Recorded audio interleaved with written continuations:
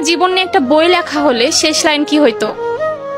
জীবন নিয়ে শেষ লাইন আপু আমার নিজের মনে কষ্ট আছে, প্রচুর কষ্ট নিয়ে লিখব।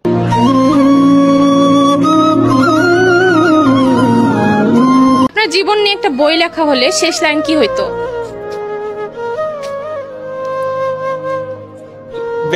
বেঁচে না থাকাই ভালো ছিল। সে আমার হতে দেয় না।